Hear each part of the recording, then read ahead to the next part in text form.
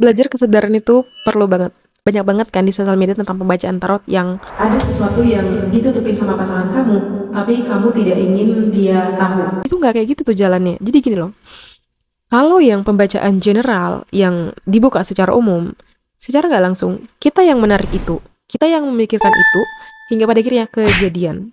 Jadi kayak termanifestasi. Jadi kayak terafirmasi, ketakutan itulah yang jadi kenyataan. Jadi ada yang bilang, kalau seandainya itu muncul ataupun tiba-tiba FYP, bisa aja jadi refleksi, ya bisa aja jadi pengingat atau something how, kayak yang cobalah untuk kalau yang negatif ya jangan dipikirin, tapi ya terkadang sesusah itu kita untuk enggak memikirkan itu. Apalagi ada hal-hal yang mungkin menjanggal dari pasangan kita sendiri. Tapi cobalah untuk tanya ke diri kamu, itu sebenarnya sign atau hanya sekedar kayak ya semacam biasa aja gitu. Kamu juga harus belajar nih, sadar untuk melihat diri kamu. Kamu harus peka sama diri kamu.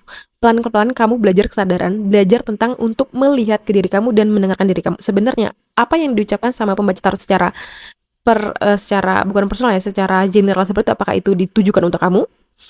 Mm, aku nggak bisa bilang iya, nggak bisa bilang enggak juga. Tapi di sini aku cuma mau bilang bahwa coba untuk belajar kesadaran dan lihat ke dalam diri kamu untuk fokus dan tanya ke diri kamu. Ini sebenarnya apa? Apakah memang ini petunjuk dari semesta atau petunjuk dari Tuhan atau memang ini hanya sekedar lewat biasa aja?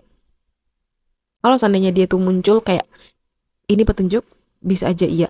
Kalau seandainya kamu memikirkannya jadi overthinking, bisa aja itu tidak.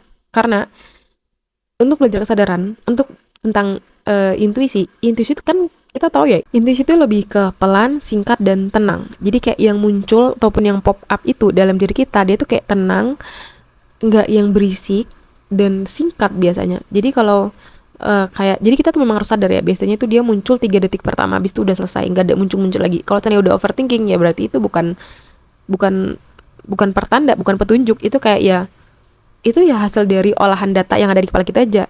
Itu makanya kenapa kita jadi overthinking gitu. Jadi kita sama-sama belajar ya.